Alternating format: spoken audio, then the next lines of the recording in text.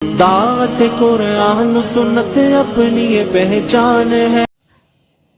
اور ہمارے جملے یقین کریں ایسے تیر والے جملے ہوتے ہیں، زہریلے جملے ہوتے ہیں، اگلے بندے کا سینہ چھنی کر کے رکھ دیتے ہیں۔ آپ کی بہن آپ سے ناراض ہے، کئی روز سے آپ کے گھر نہیں آئی، کسی دن اس کے دل میں کوئی خیال آیا، ہو سکتا ہے کسی جمعے کو سنا ہو، کوئی قرآن کی آیت پڑھی ہو، اس کے اندر احساس پیدا ہوا کہ مجھے اپنے بھرا دے گھر جانا چاہیے۔ اب وہ بھائی کے گھر جاتی ہے، پڑھائی آ گئی ہیں، بس یہ جو جملہ بولا ہے نا تو نے بھائی تو نے چیر کے رکھ دیا، آ گئی ہیں، لب گیا تینوں راہ، بس موقع کی جانک تیری، بس یہ صرف جملہ بولنے کی دیر ہے، آپ نے اپنا سب برباد کر لیا۔ بھائی میں نہیں کہہ رہا، یہ رسول اللہ کہہ رہے ہیں کہ انسان زبان سے ایک جملہ بولتا ہے، اللہ تعالیٰ کو اتنا ناپسند ہوتا ہے کہ وہ جہنم کی گہرائیوں میں چلا جاتا ہے۔ ایک جملہ، یہ جو تُونے بڑک ماری ہے، اور اس بندے کے لیے جو جھک کے آیا تیرے گھر پہ، تجھے تو توفیق نہیں ہوئی تھی کہ تو اپنی بہن کے گھر جاتا، اس کو جا کے صلح کرواتا، بہن کا سر کجتا بھائی بن کر، باپ بن کر، یہ تو نے تیرے سے ہوا نہیں، تیری توفیق نہیں ہے۔ اگر وہ چل کے آ گئی ہے تو تو نے آگے سے کیا کیا؟ تو فرعون ہی بن گیا بھائی، اس طرح کے جملے بولنے لگ گیا۔ یہ زبان میرے بھائی چھنی کرتی ہے، اس لیے وہ کیا کہتے ہیں سیانے، زبان زخم بھی دیتی ہے اور مرہم بھی دیتی ہے۔ معاذ بن جبل رضی اللہ تعالیٰ عنہ جب ان کو یمن بھیجنے لگے نا، رسول اللہ اکثر ان کو نصیحتیں کیا کرتے تھے، سنیے گا بھائی، وہ گورنر بننے جا رہے ہیں، آپ نے تمام باتیں بتائی، اسلام کے یہ حکام ہے، ایمان کے یہ حکام ہے، آپ نے کہا ان سب کو، وہ جو گانٹ مارنے والی شے بتاؤں تمہیں، یعنی کہ ان سب کو اگر تم بچانا چاہتے ہو تو اس کی گانٹ مارنے والی جو شے ہے وہ تو ایک ہی ہے۔ تو معاذ بن جبل کہنے لگے یا رسول اللہ ضرور بتائیں۔ آپ نے زبان کو منہ سے نکالا اور پکڑ کے کہا اس کی حفاظت کر لو۔ معاذ بن جبل پتہ کہنے لگے یہ کون بننے جا رہے ہیں؟ گورنر، چھوٹا موٹا عہدہ نہیں ہے۔ اچھا یہ بڑی اہم بات ہے، صحابہ کے اندر بھی یہ غلط فہمی پائی جاتی تھی، ہمارے معاشرے میں پائی جاتی، جس کی وجہ سے زبان کا خیال نہیں ہے۔ وہ کیا کہ بھائی میں جتنا مرضی بول لوں، جب تک میں عمل نہیں کروں گا میں پکڑا نہیں جاؤں گا، جو مرضی کرتے رہو، میں نے کسی کو کچھ کہا تھوڑی ہے، تھپڑ تھوڑی مارا ہے، چوری تھوڑی کی ہے، یعنی کہ میں نے عمل جب تک نہیں کیا تب تک جو مرضی بولتے رہو۔ صحابہ کو بھی ایسے ہی لگتا تھا، کہنے لگے یا رسول اللہ صلی اللہ علیہ وسلم ہم جو زبان سے بولتے ہیں اس کے لیے بھی ذمہ دار ہیں؟ آپ صلی اللہ علیہ وسلم نے فرمایا معاذ کیسی باتیں کرتے ہو؟ جہنم میں منہ کے بل گرانے والی سب سے زیادہ لوگوں کی تعداد زبان کی وجہ سے ہوگی۔ ہم کیا سمجھ رہے ذہن میں وہ نماز ہے، وہ روزہ ہے، یہ بڑے اعمال ہیں، لیکن یہ اتنے بڑے اعمال کرنے کے باوجود تمہاری زبان پہ اثر پیدا نہیں ہوا، جہنم پھر بھی ہے، کیونکہ یہ کرنا دوسروں کے حقوق کو سلب کرتا ہے اور تمہاری نیکیوں کو ضائع کر دیتا ہے۔ اس لیے میں کہتا ہوں بھائی نیکی کرنا اصل نہیں ہے، نیکی کو سنبھالنا اصل کام ہے، اس کی حفاظت کرنا اصل کام ہے۔ تو سب سے پہلے میرے بھائی جو شروعات ہے وہ آپ کی زبان ہے۔ سب سے پہلے علم اپنا اثر جہاں پہ چھوڑتا ہے، یعنی آپ نے دوائی کھائی اسلام والی تو سب سے پہلے اثر کہاں پہ پیدا ہونا شروع ہوگا بھائی؟ آپ کی زبان پہ اثر، یہاں سے شروعات ہوگی، یہاں سے شروع ہوگا۔ اگر آپ کی زبان محفوظ ہے، یعنی کہ پیر پہ پیر آ جاتا ہے، منہ گاڑ نکل جاتی ہے، ہاں جی، تھوڑی سی بائک ایسے کراس کر کے چلے جائے آپ، 4-5 منہ سے خود بخود نکل جاتی ہیں گالیاں، کیونکہ یہی آپ کے اندر ہے، یہی آپ کے اندر ہے، جو اندر ہوتا ہے وہی باہر آتا ہے۔ اس لیے منافق کو جب دبایا جائے وہ لڑائی کرتا ہے، گالیاں دیتا ہے، مومن کو جب دبایا جائے وہ صبر کرتا ہے۔ سمجھ رہی بات؟ یہ بڑی اہم بات ہے۔ وہ کی کہتے ہیں خالی پیپا کی کردا بھائی وجدا ہے کہ نہیں وجدا، ان دی آوازاں آندیاں نے، لیکن جو پڑھا ہوا ہو اس کے اندر سے آواز بولے بھائی، اس کے اندر سے آواز نہیں آتی۔ وہ جو خالی ہے اندر کھوکھلا ہے، تھوڑا سا آپ نے چھیڑنا ہے اس نے آپ کی ہر شے ایک کر دینی ہے۔ کوئی خیال نہیں کرے گا میرے سامنے میرا باپ ہے، کوئی عالم ہے، بزرگ ہے، کوئی خیال نہیں کرے گا، سب لتاڑ دے گا، کیونکہ یہی اس کے اندر ہے۔ اس لیے اللہ تعالیٰ نے مومنین کی شان کیا بیان کیا، والذین ھم عن اللغو معرضون، مومنین وہ ہیں جو فضول اور کٹیا باتوں سے اپنے آپ کیا کرتے ہیں؟ محفوظ رکھتے ہیں، بچا کے رکھتے ہیں، کیونکہ ہو سکتا ہے میرے منہ سے کوئی ایسا جملہ نکلے اللہ ناراض ہو جائے، سب ختم ہو جائے۔ اس لیے اللہ اور روز آخرت پہ ایمان رکھتے ہو، تمہارے نبی نے کیا کہا کہ بولنا چاہتے ہو تو اچھا بولو، وگرنہ خاموش رہو۔ ایسا کرنا نہیں چاہیے، لیکن جیسے ہمارے کچھ ساتھی کو صوفی حضرات کے اندر وہ کیا کرتے ہیں، وہ لوگوں کو صرف ٹرین کرنے کے لیے چپ کا بھی روزہ رکھواتے ہیں، سمجھ رہے ہیں، صرف ٹریننگ کے لیے۔ میں ایسا نہیں کہہ رہا کہ ایسی کوئی حدیث ہے، لیکن صرف اپنے لوگوں کو، اپنے شاگردوں کو ٹرین کرنے کے لیے کہ تم نے 24 گھنٹے بولنا نہیں کچھ، اگر بولنا بھی پڑے لکھ کے بولنا ہے، صرف اس لیے تاکہ تمہیں خاموش رہنا سیکھو. اب یہ جملہ میرے بھائی ہر کوئی سمجھ نہیں آتا. اللہ کی قسم سب سے تاثیر والی زبان خاموشی ہے، قسم سے. میری ابھی میں وائف ہے میری، اسے تھوڑا سا جھگڑا ہو گیا میرا، یقین جانے پہلے میں ہمیشہ اس کو سمجھانے کے پیچھے پڑ جاتا تھا کہ انہیں سمجھا کے چھڑنا گا، اسی بڑے بڑے خطبے دیندے ہیں، بڑے دروس دیندے ہیں، انہوں سمجھانا ہے. آپ عورت کو لفظوں سے کبھی نہیں سمجھا سکتے، یہ گورا یار، یقین کریں. خاموش ہو جائیں، اس سے بہترین تاثیر کسی شے کی نہیں ہے. وہ خاموش ہونا بڑی ہمت کا کام ہوتا ہے، وہ بڑا مشکل ہوتا ہے، وہ مٹ رکھنا بڑا مشکل کام ہوتا ہے، لیکن جو رکھ لینا میرے بھائی، یقین جانے اس خاموشی میں بڑی تاثیر ہوتی ہے. اب ایک دن ہمارا گزرا 24 گھنٹے دن رات گزرے، وہ آئی ہے، ہاں جی کیا مسئلہ ہے، کیوں نہیں بات کر رہے؟ کیونکہ یہ جو اگنور کرنا ہوتا ہے نا بھائی، نظر انداز کرنا ہوتا ہے، اس سے بڑی سزا نہیں ہوتی کسی کے لیے. خاموشی طاقت ہے. ہم کیا سمجھتے ہیں، ہمارے معاشرے میں کیا کہتے ہیں، خاموشی کمزوری ہے، اور چپ کر گئے ہیں، بولو نا، بولتی بند ہوگی تیری. یہ شیطان ہوتا ہے میرے بھائی، اس کو پمپ کرتا ہے کہ یہ پمپ ہو اور کو آل افعال بک دے اور سب ختم ہو جائے.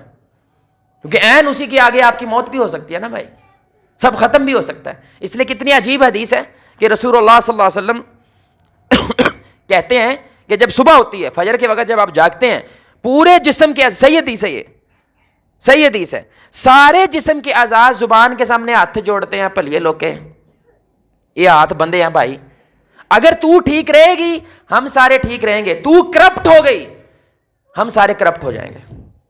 اللہ اکبر. انداز دیکھیں آپ حدیث کا، صحیح حدیث ہے. کیا مانی؟ یعنی کہ پلان تو نے بنایا زبان کے ساتھ کسی چور کے ساتھ مل کر، لیکن پکڑی کی جتیاں تو سانو ہی پہن گیا نا، یہ اہم بات ہے. یعنی اعضاء سارے کے سارے جیسے قیامت کے دن بولیں گے، اللہ تعالیٰ کہتے ہیں نا کہ زبان کے علاوہ سب کچھ بولے گا، ہاتھ بولیں گے، آنکھیں سب کچھ بولے گا. تو وہ بول کے اس زبان کو کیا کرتے ہیں، منع کرتے ہیں. اس لیے علماء کہتے ہیں زبان جسم کے اعضاء کے لیے ایک کمانڈر والا حساب ہے، کمانڈر والا. اس کے باقی سارے اعضاء کیا ہوتے ہیں، سپاہی ہوتے ہیں. یہ اگر اپنے آپ کو روک لینا، بچا لے، یقین کرے اچھا خاصا انسان جو ہے وہ گناہوں سے اور ان چیزوں سے بچ جاتا ہے. تو پہلی شے میرے بھائی، علم اثر کی شروعات کہاں کرتا ہے؟ زبان سے. آپ کی زبان صاف ہے، پاکیزہ ہے، اس کے اندر سے سانپ کا ڈسا ہوا ڈنگ نہیں نکلتا، اس کے اندر سے پھول جھڑتے ہیں. مبارک ہو آپ کو، علم داخل ہو چکا ہے. علم جو اصل جگہ ہے وہ دل تک پہنچ چکا ہے، اور اس کا اثر کیا ہے؟ یہ آپ کی زبان ہے. سب سے بڑی شہادت ہے. اور رسول اللہ نے کیا کہا صلی اللہ علیہ وسلم، مجھے زبان کی گارنٹی دو، جنت کی لے لو. کیا دو ٹوک بات ہے ستھری کہ بھائی زبان کی دو گارنٹی اور میرے سے جنت کی لے لو. یہ کہ چھوٹی بات ہے بھائی. اچھا نبی یہ نہیں کہہ رہے، سوچیں ذرا، نماز کی گارنٹی دو، روزے کی گارنٹی دو، وڈی داڑھی کی گارنٹی، یہ نہیں کہہ رہے. آپ کہہ رہے ہیں ان سب کی وجہ سے جو کردار تیری زبان پہ پیدا ہوا اس کی گارنٹی دے، تو میرے سے جنت کی گارنٹی لے لو. تو پہلی شے میرے بھائی کیا ہے؟ آپ کی زبان، اس کے اندر تاثیر پیدا ہوتی ہے، وہ ستھری ہو جاتی ہے. یہ شروعات ہے کہ علم آپ کے دل میں پہنچا ہے. دوسرا سٹیپ، یعنی کہ اس سے آگے بڑھو تو وہ انسان باادب ہو جاتا ہے. جس کو علم پہنچتا ہے نا، یہ ہو ہی نہیں سکتا وہ بدتمیز ہو. وہ کیا ہو جاتا ہے؟ جس کو کہتے ہیں نا سلیقہ مند، رنگ ڈھنگ، باادب ہو جانا. اب وہ جو بھی کام کرتا ہے ایک سلیقے سے کرتا ہے، ادب کے ساتھ کرتا ہے. کیونکہ محبت کے ساری منازل میں سب سے پہلی منزل کیا ہے؟ وہ ادب ہے. محبوب کا ادب ہے. یہ ادب اس کے اندر جب پیدا ہوتا ہے وہ آپ کو نظر آتا ہے، اس کی سلام دعا کے اندر، اس کے اٹھنے بیٹھنے کے اندر، وہ آپ کو ادب نظر آتا ہے. یہ ادب اگر اس کے اندر پیدا نہیں ہوا تو ابھی بھی اس کے اندر علم پیدا نہیں ہوا بھائی. وہ جو آسمان کا علم ہے وہ پیدا نہیں ہوا. یہ رسول اللہ صلی اللہ علیہ وآلہ وسلم کا ادب ہے کہ جبریل علیہ السلام بھی اگر آ رہے ہیں تو جبریل ہمارے نبی صلی اللہ علیہ وسلم کون ہے؟ استاد. ہمارے نبی صلی اللہ علیہ وسلم جبریل علیہ السلام سے سیکھتے ہیں، لیکن ادب کے ساتھ ان کے سامنے بیٹھتے ہیں، ادب کے ساتھ ان کے ساتھ گفتگو کرتے ہیں. اور ہم ایک کسی مولوی کا درس سن کے آ جائے، دوسری مولوی کی چترول کرنا ہم پہ واجب ہو جاتا ہے. سمجھ آ رہی بات کی؟ یقین کرے ہمارے مسلک کے اندر، ہماری جماعت کے اندر ایک شے داخل ہو جائے، ہم پورا جگ جیت سکتے ہیں. ادب پیدا ہو جائے، بات کرنے کی تمیز آ جائے. ہم یہ سمجھتے ہیں کیونکہ میں حق پہ ہوں، میں 2 + 2 = 4 کہہ رہا ہوں، اس لیے میرا یہ فرض بنتا ہے کہ ڈنڈا لے کے ساروں کو رگڑ دوں. نہ میرے بھائی, یہ کام نہیں کرنا, کیونکہ ہر ایک عمل کی شروعات ادب سے ہوتی ہے. ایک سلیقہ ہوتا ہے, ہر کام کا ایک طریقہ ہوتا ہے. اور اس کی سب سے بڑی دلیل کیا ہے؟ اسلام نے شاید ہی کوئی عمل بتایا ہو جس کے آداب نہ سکھائے ہوں. ایسا ہے کہ نہیں بھائی؟ وضو کرنے کے آداب, غسل کرنے کے آداب, گفتگو کرنے کے آداب, کھانے کے آداب, پینے کے آداب, کپڑے پہننے کے آداب, جمعے کے آداب. مولانا یوسف اصلاحی صاحب حافظہ اللہ, ان کی کیا ہے کتاب ہے پوری کی پوری, وہ کیا ہے آداب زندگی.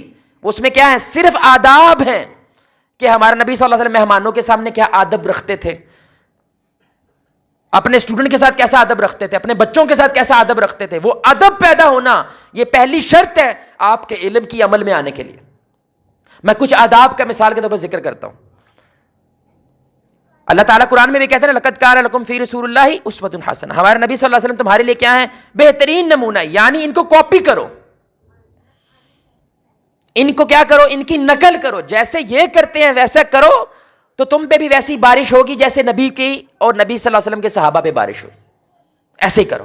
اب کچھ آداب میں مثال آپ کو بتا رہا ہوں. پہلے ہوتا تھا لیکن اب ہمارے معاشرے میں یہ ناپید ہو رہا ہے کہ بھائی جب بھی مائیں اپنے بچوں کو گھر سے باہر نکالتی تھی, ادب کیا ہوتا ہے گھر سے نکالنے کا, اس کی کنگھی شنگھی بال کرتے تھے, سرما ڈالتے تھے, اچھے کپڑے پہناتے تھے.